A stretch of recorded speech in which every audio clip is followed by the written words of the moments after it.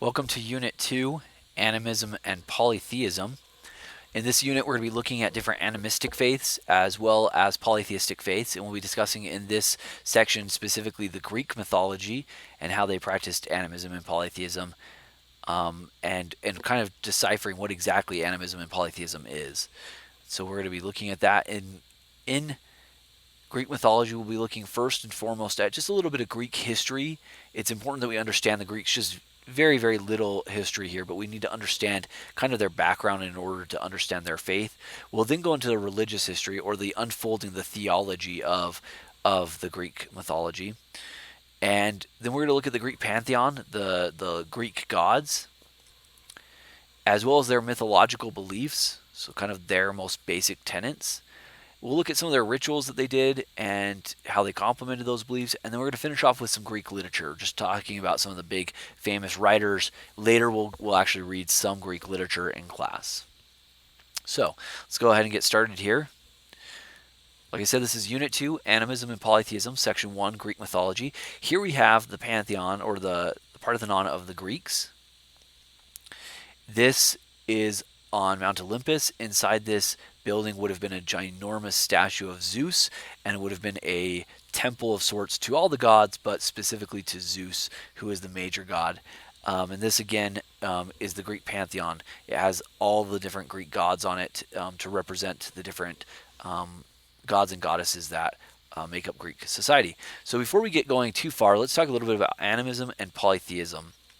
So an animist is somebody that attributes a soul to a sentient and non-sentient object. Kind of describe that a little bit. So sentient is something that has consciousness. So a lot of people would probably assign a soul to things that have conscious, meaning definitely, I think all of us, I hope all of us, assign the fact that people, humans, have souls. They have a spirit, or they have something that makes them unique in that way. Other people would even attribute that animals have this. Maybe not to the degree that a human does, but animals also have a soul. An animist goes even farther. They say not only do humans and animals have souls, but even non-sentient objects. So rocks might have a soul. Trees have souls. Metal would have souls. So, like, basically everything in our world, to some degree, has a soul in it, and that is animism. We might be like wondering, how does animism affect, polytheism, and even more so, how does it affect Greek mythology? Well, polytheism is then the belief in multiple gods or deities. So oftentimes what you had these animists, and from animism comes polytheism, and eventually even monotheism, but polytheism. And it's this, we assign these gods to different attributes, to different things. So I'll give you an example. The oldest gods that we have on record of human writing are, and even oral writing, relate back to the most basic things that human beings would have wanted as they were changing from Paleolithic hunter-gatherers to Neolithic farmers. As you're relying more and more not on the skill of hunting and finding food and foraging for berries and whatnot and water, now we're focusing on agriculture, growing and harvesting crops, which a lot of that relates to the weather, how well the weather's going on, right? We know that better than a lot of people. So the oldest gods that we know related to agriculture, gods of harvest, gods of of wind, gods of rain, gods of just harvest in general, gods of the moon, all of these things, gods of the sun, they all were the most basic primitive gods. Now this is a form of animism, right? Looking at the sun and saying it has a soul is a form of animism. It's maybe not the most extreme form of animism, which even goes into that rocks and things have souls as well, but it is a form of animism. So from that, you're going to get people assigning these different gods different titles and different attributes, which is then going to go into polytheism, the belief in multiple gods or deities. And as it moves on and we get to more complication, as civilization kind of matures and grows, and we're not just so completely focused on agriculture, so you're going to see the maturity of the gods. You're going to see gods take on a lot more complicated actions. So where you had before a god of harvest and a god of the sun, now you have a god of love, a god of anger, a god of, whatever it is. Love and anger and those things like that are much more complicated and are not such direct physical things that we can see. So here we have an animist. Animists oftentimes have shamans who go and try to take evil spirits, evil souls away and only bring good souls.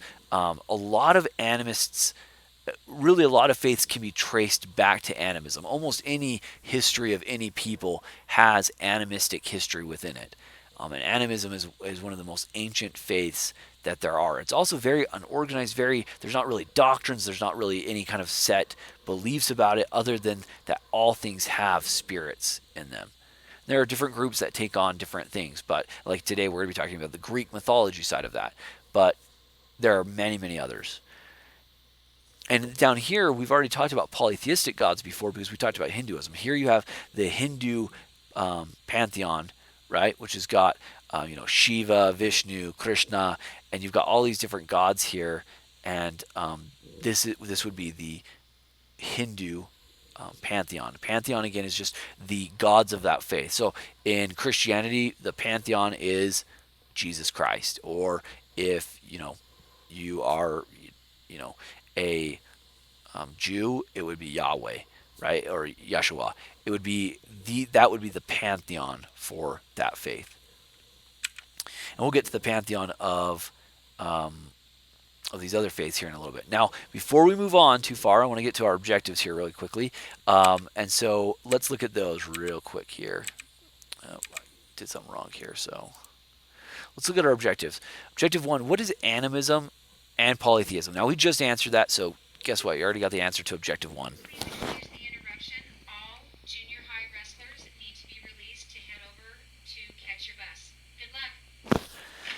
Now, objective 2, what is the periodization? What is the periodization of the ancient Greek world? So we're going to talk this is that history side of things. We're just going to go very briefly into some of the most basic parts of history of Greece so you can understand how the religion develops. Okay. Objective 3, what is the origin of the universe? So that's going to be the start of kind of the whole theology of where did the universe come from? What began everything? Every religion generally has some kind of a description of that. The Greeks are no exception. How were the Olympians created? We're going to be talking about the Olympians themselves. They're the most famous gods that we think of when we think of Greece. This is going to be Zeus and Poseidon and Apollo and Aphrodite and all sorts of other Olympian gods. Okay, so we'll talk about them. Objective 5, who are some of the most notable gods and goddesses? So we're not going to know, there's going to be 12 or 13 that I'm going to talk about, but you don't need to know necessarily all of them, but you need to know some of the big guys, okay? Objective 6, where are the two places you can end up? So like every usual religion has some kind of a belief in the afterlife. The Greeks, again, are no exception. They have a belief as well. Objective 7, who controls your fate? Do you have free will, or are you just forced to do things? The gods are you like pawns to the gods? Like, how does that work? And then objective 8, who are some of the great Greek writers? These Greek writers enriched the religion through their plays and tragedies and all that kind of stuff. Okay, so let's go to Greek history and let's talk about the periodization first. So generally, there are 5 to 6 periods that we classify for Greek periodization. The first one is called the Mycenaean Age. Now, the Mycenaeans are from about 2000 BC to about 1100 BC. So they're lasting about 900 years in this time period. Now, when Homer is giving his oral histories and oral stories about Odysseus and Achilles and these guys like that, this is the time period. So he's talking about the very earliest time period of the Greeks, okay? Now, Homer himself is not from that time period. Homer is just giving stories from that time period, which accounts for why we kind of believe that these stories might not be the most accurate since they're incredibly old. But the Iliad and Odyssey would have taken place at this time. Now, the Mycenaeans are from Mycenae, which is, when you look at a map of Greece and the arm that comes out into the Mediterranean, that is where the Mycenaeans were from. They were right there. That's going to be modern-day Athens and Sparta. This is the original Mycenaeans. Now, at about 1900 BC to 1300 BC, so again, within that Mycenaean range, there's what we call the Minoan civilization. Now, the Minoans did not live on that Mycenaean peninsula that shoots into the Mediterranean. Instead, they lived on an island called Crete. And you can see that they were within the same time period of the Mycenaeans. But why then do we care about the Minoans? They were just a small group on an island. The real reason is the Minoans had a tremendous impact on the Mycenaeans. The Mycenaeans learned really a lot of the most basic and really important functions in civilization from the Minoans. Now, unfortunately for the Minoans, they eventually destroy them. How's that for gratitude, right? But they do play a very important role to Greek religion, Greek belief, and Greek thought, and just the development itself. Now, after the Minoans, the Mycenaeans, we enter a time period we call the Dark Age, which is about 1100 to 800 BC. So it's going to last a couple hundred years. And in this Dark Age, what we find is that a lot of the things that we had in the Mycenaean or the Minoan age are starting to be lost. People, even writing, very basic thing that was being done before, even writing starts to become lost to these people. The stories of the gods, the beliefs and the attitudes, it really starts to become lost in this time period. But fortunately, the Hellenic period is going to bring about a lot of it's going to be the exact opposite of the Dark Age. It's going to be kind of an Enlightenment time period of Greek thought. And that happens from about 1100 BC to 350 BC. So it's going to be several hundred years. And what's really nice is this is when Homer comes and he's telling his stories. Now look at that, from about 1100 BC to 350 BC, all the way back over to the Mycenaeans. It's a big period. It's a big time difference. So this is where we can say Homer and his oral histories, we have to take them for what they could be. There could be a lot of misconceptions about this. Athens and Sparta develop at this time. This is when those city-states become city-states. The Persian War and the Peloponnesian War will start at this time. Persian War is between obviously Persia and Darius and Xerxes and those guys. The Peloponnesian War is a war fought between Athens and Sparta and just the Greeks in general. Now, that's one thing to remember too. Athens and Sparta are the most iconic city-states of Greece, but remember this. They all are descending from the Mycenaeans and from Minoan culture. But there are hundreds of city-states. There's no unified Greece. So when we say, Greek mythology, we kind of do a disservice because there is really no Greece. There are an ethnicity of people who are related, who have a similar language, who have a basic belief in some of the most basic gods. But really after that, they're really completely different. Sparta completely focuses on military. They have a little bit more equality between women, where in Athens, it's all about intelligence and learning and education and the theater. And these city-states completely take on their own cultures. And that can really result into why the Peloponnesian War started even at the end of this period. Then we go to the Classical Age. Classical Age is going to be when we get into like Plato and Aristotle and those other great Greek thinkers. They are going to be a little bit different. They're not going to have these big city-states like they used to before. It's going to be a much more humble time. But a lot of great writing will come from that time period. And then the last one is going to be called the Hellenistic Age, from 300 BC to 100 AD. And this is the very, very last remnants of Greek culture. This is when Rome and other groups like that are coming and taking Greek culture and changing it to fit their culture. So that's why there's, and it's not just the Romans, the Persians themselves, the Egyptians, all these other civilizations take from the Greeks. The Greeks are probably the most influential ancient civilization for Western civilization today. Greeks had tremendous impact on the West. And here we have a nice picture of Homer. Homer was supposedly blind. He walked around giving his stories. This is how he made his living. He told these oral histories, these oral stories. And in a time period when, there's not a lot of, there's no TV and other things like that, the ability for somebody to be a good storyteller is, quite an important thing. Here we also have a picture of the Peloponnesian Wars here, Athens versus Sparta. This would have been this is an archaeological fact off of a vase. We see a lot of these kind of vases in Greece, and they help tell the story of the Greeks. So that's going to be the answer to our next objective, which is, what is the historical periodization of Greece? Now, going into our religious history, now we're going to finally get into the mythology of Greece. And I'm going to tell you, it's kind of complicated. And first off, you may hear it one way, that doesn't mean it's always the same the another. Like there are lots of stories and variations of gods and different things. So if you hear something, it doesn't necessarily mean it's wrong. If you heard it differently before, it just could be that it's just different. Greek mythology has a lot of different avenues that it takes, and again, it can get kind of complicated. So if we look at religious history, we're going to talk a little bit about the beginning of the universe and how eventually the Olympians came. So, first and foremost, here we have this picture. This is chaos. And first off, there's nothing. Nothing at all. What that is, I don't even know. I don't even know how to fathom that. Nothing.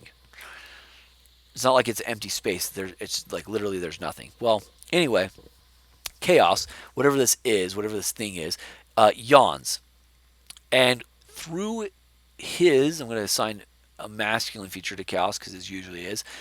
Chaos yawns, and through that is going to come several of the what we call the primordial gods, the gods that basically created things.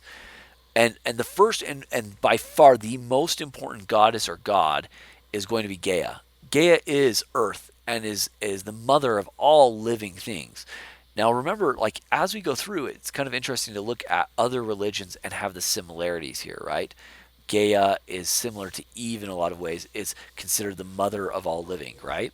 And so Gaia gives birth, or has, I shouldn't say gives birth, emerges from Gaia is Eros, which is a god of love, Tartarus, which is an empty abyss. It's not hell, but it's kind of close to the idea of hell, and it's this deep, deep cavern that's so far away from the Olympians and from the gods.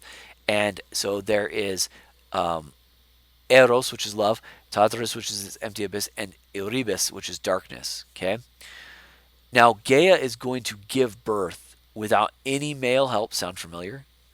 To a person named Uranus, and this is where so first off, hopefully you see the connection again. Gaia gives birth without any male help. That sounds a lot like the Virgin Mary. Mary gave birth to Jesus Christ without any male, any kind of a sexual relationship. She was able to give birth, right? Very similar here. Some people suspect that Paul, the Christian apostle, didn't just change Christianity, but made it so that Christianity and Greek mythology kind of had similarities to help make sure that it made sure people wanted to join Christianity because it wasn't such a foreign concept, right? If somebody comes to you and says, "Oh, Jesus Christ was born of a virgin mother," you might, as a pagan, a Greek pagan, you might say, "Oh, that's similar to Gaia. Gaia gave birth to Uranus without any father." So that's kind of an interesting connection there too. Now, in turn, Uranus is going to turn around and he's going to fertilize Gaia. Okay, so he's going to make her pregnant, and she is going to give birth to the actual Titans. Now, there are, I think, 7 men and 7 female, or 7 masculine and 7 feminine Titans. Now, the Titans are not the gods. The Titans are not Zeus. They're not any of those guys. The one Titan that you should know is Cronus. Now, Cronus has become a little bit more popular. We're starting to see him in a lot of movies and things like that. And Kronos is one of these sons. Now, unfortunately for Gaia, her husband Uranus tries to stop her from having children. And so Gaia does not like this, so she somehow, and I don't understand how this works, Kronos, from his mother's stomach while she's pregnant, actually castrates his father Uranus, so he can't have children anymore. They fall the castration falls into the ocean, and Kronos is eventually going to be able to come from it instead of being suppressed, right, by his father. He's going to be able to come forward. Okay, this actually here represents Kronos and him eating his children. Now, Kronos is going to have children with a woman named Rhea, and he, in order to, and it's really weird, like the connection here, like Uranus, who doesn't want Gaia to have children, Kronos does not want his wife to have children either, because the idea is that these children will threaten him and his ability to rule and be a god. So what he does, Kronos does, is he swallows up the children before they can become older, right? And Rhea hates this. Obviously, no mother would love to see their children getting eaten by their father or husband. So she doesn't like this at all. So she's able to trick Kronos by, when Zeus is born, Kronos is going to eat Zeus, but instead she gives him just a rock that is in swaddling clothes, that is in clothing. And so Kronos eats the rock and thinks it's just Zeus, just swallows him whole. And Zeus then grows up and he ends up tricking his father. He tricks him, and eventually frees his siblings. How he does that, so his siblings have been eaten by his father, but when we say eaten, we're not talking about consumed like when we consume food. We're talking about they are evidently just in his belly, waiting there, sitting there. And so he frees these siblings, which is going to be like Poseidon and Hades and all these other gods and goddesses, and he's going to free them, and then he's going to challenge Kronos to a war. And it's going to be, his father against him and his siblings, and the Titans will come out of this as well. And the Cyclops, that is actually one of Gaia's children as well, will actually be the one who creates Zeus's lightning bolt and gives Zeus's that ability. Now Zeus is going to use that lightning bolt and he will eventually defeat his father Kronos. Then he takes his father and the Titans, so the Titans being, or Kronos and his siblings. He takes them and he locks them into Tartarus. Now remember, this area is a empty abyss. It's the lowest. It's kind of like, again, the hell that you can think of. They are locked there. They cannot get out. And he actually has the Cyclops and the another figure that has 50 heads and 100 arms to guard the Tartarus. So that's what they're going to do. The Titans no longer are a problem. They've been defeated. His father has been defeated. They are locked away in the empty abyss now. And all we have left is the Zeus and his siblings. Zeus, because he does what he does, is obviously going to be the most famous and most important god, that all the other gods really kind of, owe their ability to be free from him. Interestingly enough, guess what Zeus does? Zeus does the same thing. He swallows, instead of his children, he decides that he's going to swallow his wife. The reason being, because he's worried that, from some prophecies, that he's going to have a child that will be greater than him. What ends up happening is he swallows his wife, who's already pregnant, and from that comes forward Athena, who actually bursts out of Zeus's head, already mature as an adult, with weapons and wisdom, and is ready to fight, ready for battle. And so this is the kind of the development of the mythology of the Greeks. And I know that it can make a little bit, it has some confusion there. So if we review, chaos yawns, from chaos comes Gaia, Eros, Tartarus, and Erebus. Now it's important to also understand that the Greeks, even though we look at the gods with bodies, it doesn't necessarily mean they have bodies, especially the Titans and the primordial gods. The reason the Greeks did that is because the Greeks had a tremendous love for the body. They thought the human body was the most beautiful thing and that it was perfect, very darn near perfect. So, of course, if they want to demonstrate who the gods are, they're going to try to make them in human form. That doesn't necessarily mean that's what it is. So when you get to people like Tartarus, which is this empty abyss, and you're like, wait, how is a guy an empty abyss? Like, how does that work out? That's to some degree how this works. Is these gods, these earliest primordial gods, take on more attributes than maybe a physical body. So these primordial gods are born. Gaia then gives birth without any male help to a person named Uranus. Uranus in turn becomes her husband and fertilizes her, gives birth to titans, 7 boys and 7 girls.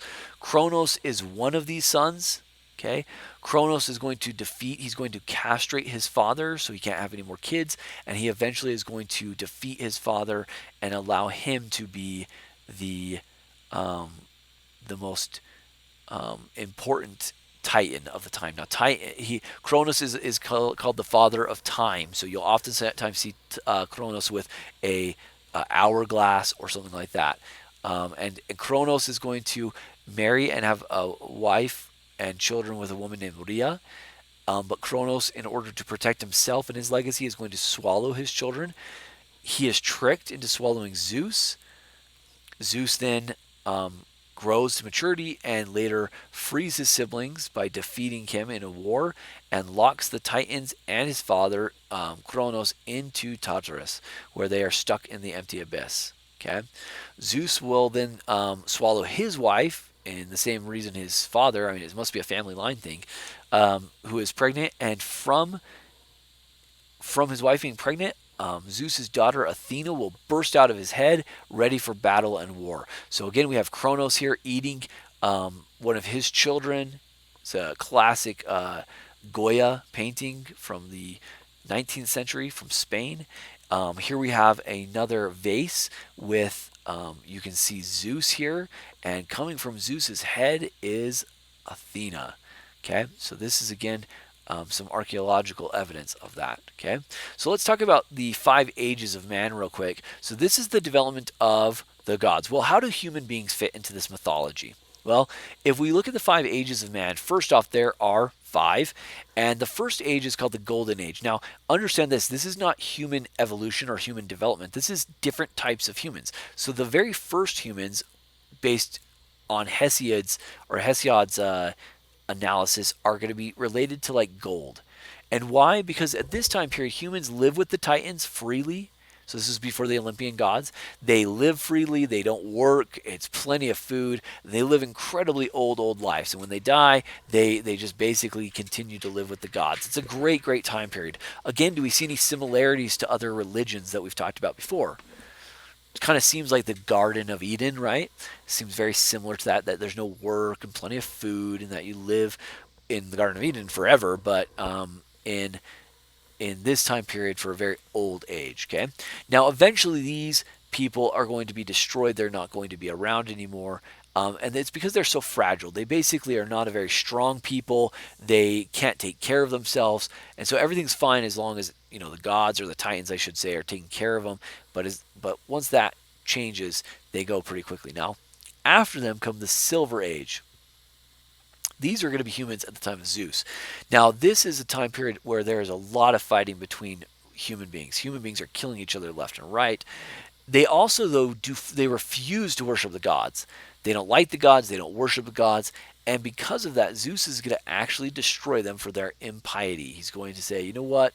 He's just going to get rid of them. So we went from gold to silver, and then silver to bronze. These human beings are incredibly strong, and it kind of makes sense, right? Gold's very soft metal, silver a little bit softer, or not softer, but a little bit harder, and bronze significantly harder. In the Bronze Age, these are incredibly strong humans, but they're also, again, just like the Silver Age, but even more so, incredibly violent. They're killing each other all the time. So eventually, a great flood comes and kills them and gets rid of all of them. Connections again? Right? Noah's great flood. I hope you guys are seeing these connections, okay? Then the next age is going to be called the Heroic Age. This is the age of Heracles or Hercules. It's also the age of Achilles or Odysseus and any of these people like that. This is the great time period of heroes. And we'll talk about heroes and what a hero is and isn't in the future. And the last group is going to be the Iron Age. And this is the age, so Hesiod, who is the one that is writing this, actually is in the Iron Age, and he says basically it's miserable, it's terrible. People fight each other. There's no ethics. There's no morals. People hate each other. They just kill each other, and it's just complete anarchy. Whoever's strongest survives. Whoever's weakest dies. And he says it's a terrible time. And here we have this picture that's kind of representing these different time periods. This must have been either, the Bronze Age or the Iron Age. There's a lot of killing in this picture here. So that kind of gives us a laying down of both Greek mythology, both religiously and how the gods developed, as well as how men interacted with them.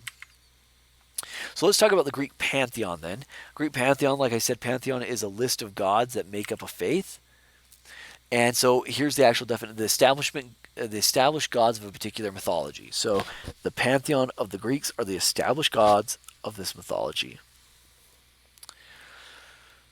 Now, the Greek gods lived on an important mountain called Mount Olympus, or Olympus, I should say. Olympus is in Greece. You can go to the top of Olympus. There's actually, as you can see in this picture here on the bottom right, there is an amphitheater there, and this is where a lot of the plays and different things like that would have happened there. Now, there are 12 primary gods, and that's why there's 12 different things here. First is going to be Zeus, and next to the god, I included their Roman title, so that way you guys could kind of have an understanding of how the Romans basically took the Greek gods and goddesses and then gave them a different name. So first off, Zeus, the most important god, the chief god, the god of thunder, the god of war, or thunder and sky, and the leader of all the other gods is Zeus. Zeus on Mount Olympus keeps a watchful eye over the other gods, making sure they're not doing things that he doesn't want them to do. After Zeus, there's Hera, or Juno. She is a woman god and the wife of Zeus. Okay. Poseidon is, in Roman terms, Neptune. He's the god of the oceans and storms and earthquakes and actually horses as well.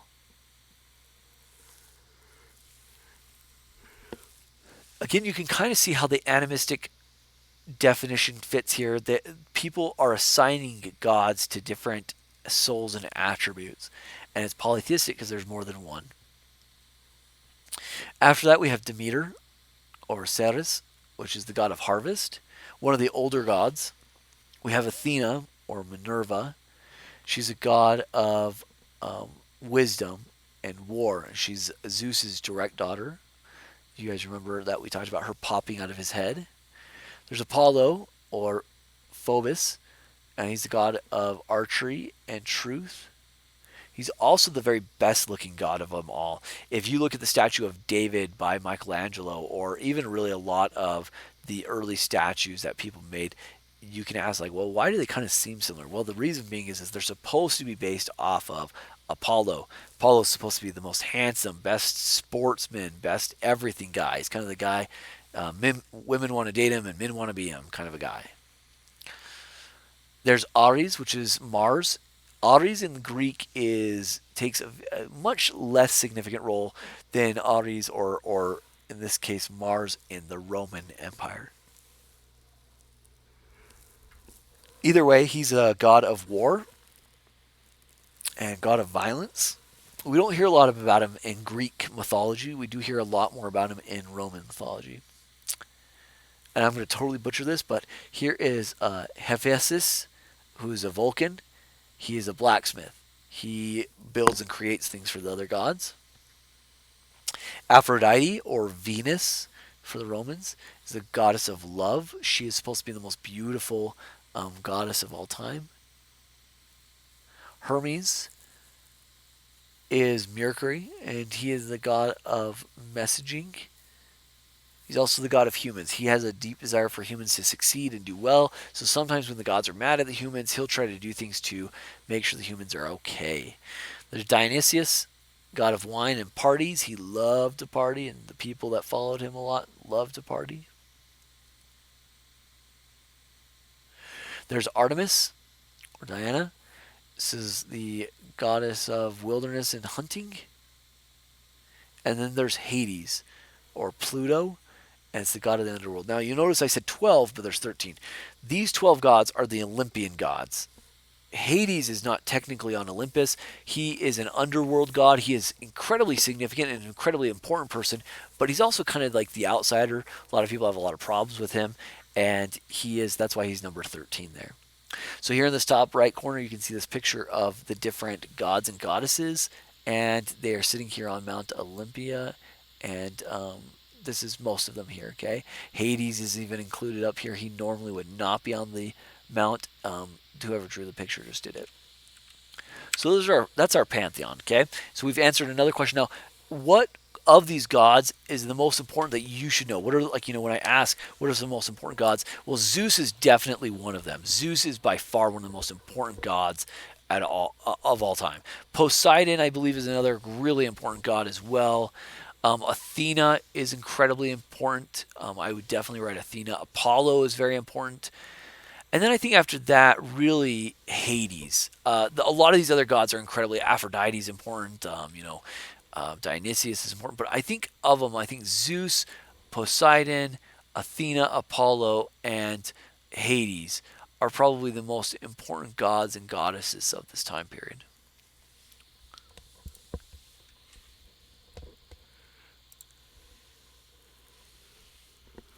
So now if we look at the mythological beliefs, we're going to look a little bit more about what the actual Greeks believe. So first, we already talked about the creation slide. We talked about how creation came, right? Chaos yawns, and so comes the primordial gods, Gaia, Eros, and those guys. And Gaia then has, birth to the Titans, and the Titans give birth to the Olympians. And from all of this being said, the humans get created and come about as well. In fact, if we go back here really quickly,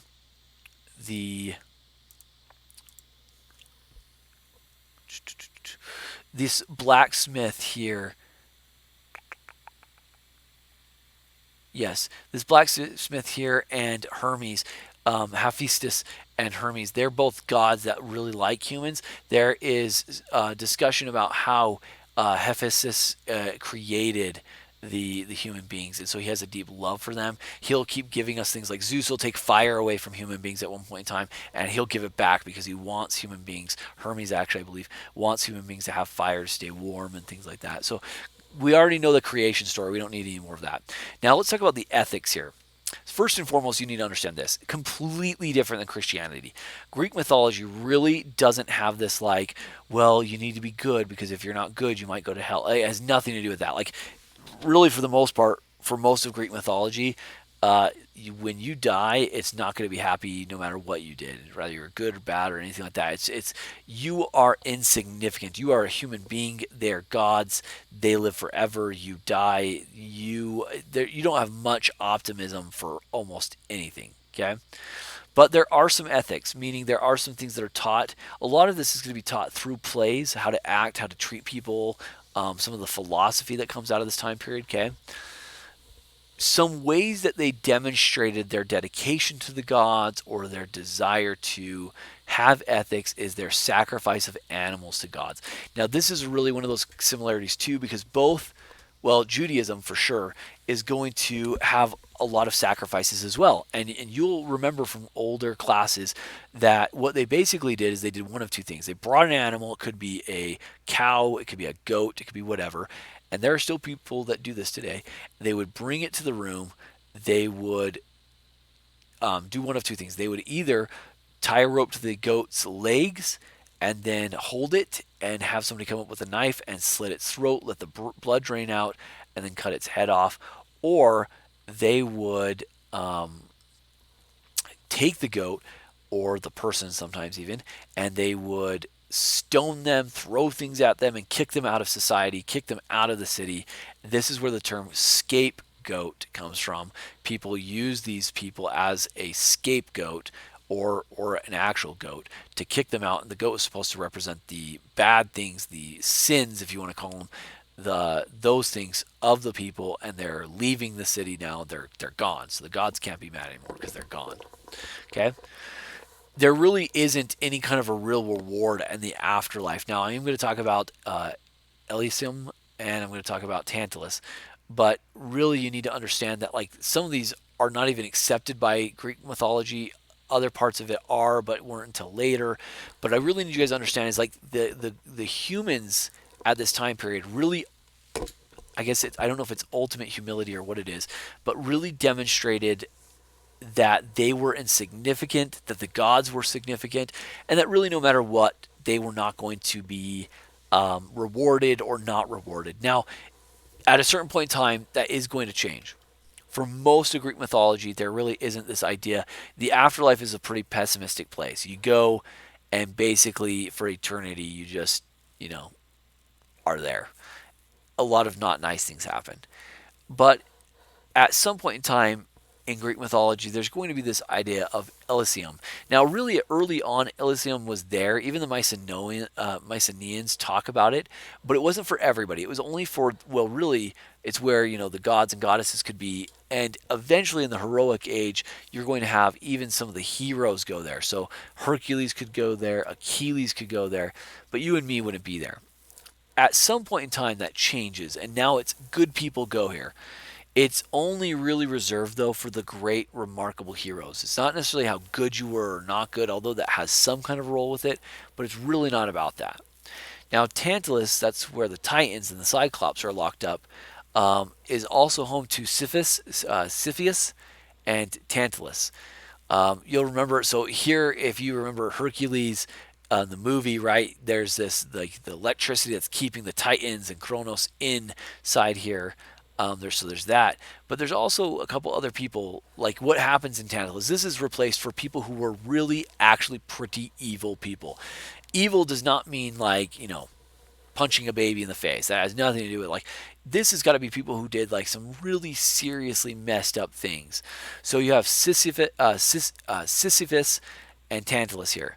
Um, I believe Sisyphus he betrays the gods, and so his betrayal. What does he have to do? He has to stand in a lake with his head up, and he can't bend his head down to get a drink of water. He's incredibly thirsty. But he can't bend his head down, and he can't reach far enough to get the fruit that's above him in a tree. So this is significant because it's he betrayed the gods. So this is his punishment for eternity. He'll never have a drink, and he'll never have any food, even though it's right there, really close. Tantalus here is going to be the one who is going to be carrying the rock up the mountain. So every day he rolls a boulder up a mountain, he gets to the top, and then it's down at the very bottom. And so the next day he has to do the same thing. And for eternity he has to do this, right? These are the kind of the afterlife viewpoints of the Greeks. There's not really a heaven, there's not even really a hell, there's just kind of this. Now, there are what are called the Fates. These three goddesses, if you want to call them goddesses, are called Clotho, or Spinner, Laxis, which is the Allotter, and Atropos, the Inflexible. And they are together, oftentimes called the Fates. Sometimes they're called the More, or Merit. And they're the ones that determine when you're born, they say, here's a portion of what we're willing to give this person. Like, this is a portion of these gifts that they get. And they determine, you'll remember in Hercules again too, there is a string that references your life. When it's cut, that determines when you die. They're the ones that really ultimately determine who lives and dies and when. And this is the fates. Now, all gods and people are subject to the fates too. Nobody, not even Zeus, gets to change the fates. Once the fates have made their decision, the fates, it's done. It's over. Okay? And so that's some of the most basic Greek mythological beliefs as well. So we're getting towards the end here. Let's talk a little bit about some more of the Greek rituals here. So first off, there's the animal sacrifice, and we've already talked about the animals would be decorated in flowers. They'd come through the city. Then they would be led to an altar. Their throat would be sliced. They would let them bleed out until they were dead. They'd then separate the meat. What they would do is they'd take the best portions of the meat and they would either burn it or they would set it on a statue. So oftentimes they would just set it on Zeus in Mount Olympus, or they would do whatever. And this was supposed to be a gift to the gods. And the gods really do like this. In fact, remember, Zeus is mad at the the Silver Age humans because they're not making these sacrifices. They're not doing that and recognizing the gods. So the gods do like it. They like these gifts. So that's one of the rituals. Now another one, Thargelia, is one I already talked about as well. This is where they lead a person through the city to absorb the pollution, to absorb the bad things. Then they stone them and they run them out of city. Now, so when they stone them, they don't necessarily kill them. They just are saying, you're going to throw rocks at them, beat them up, and then they're going to run them out of the city. And it could be forever, but oftentimes it was a couple years. It could be 5 years, it could be 10 years. They weren't allowed back into the city until they reached this time period. Then there's the Dionysius festivals. These were centered around these major theater and just major parties. People got incredibly drunk. A lot of, relationships happened. A lot of, just different things were going on at the time. It was these festivals were ultimately festivals of pleasure, which makes sense because Dionysius is a god of like pleasure and happiness and all that kind of stuff. So it was just a complete indulgence of like whatever you wanted, you did. And then the last one I think is really important is the Panathenea.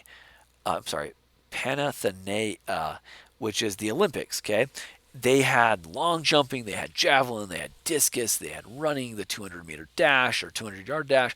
They had all these different Olympic games, and today track comes from, in a large part, these Greek rituals, these Olympics. Today the Olympics is based off of the Greek Olympics that they've had for thousands of years.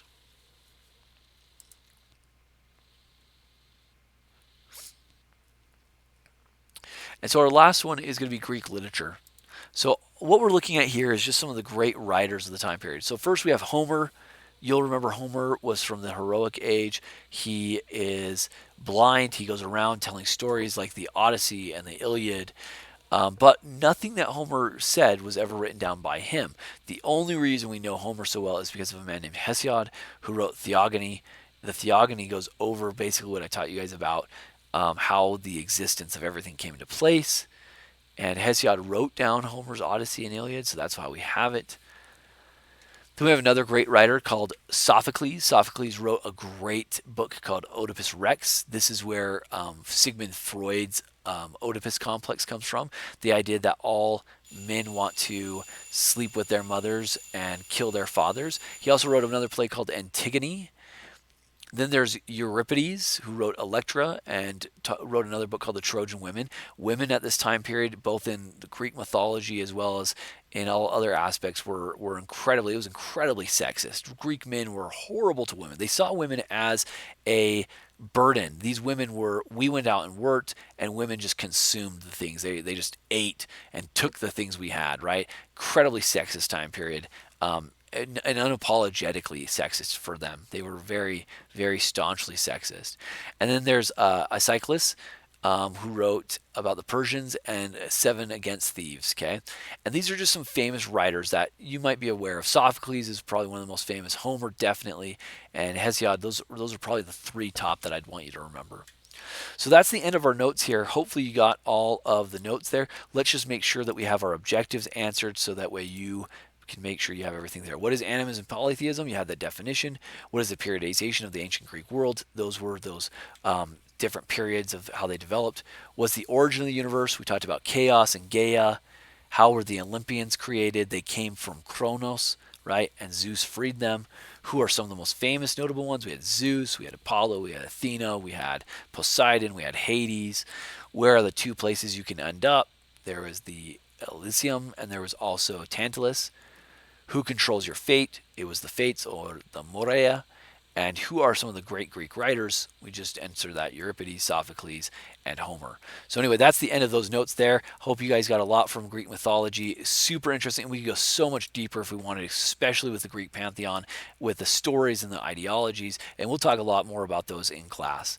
Hopefully that helps. Thanks, guys.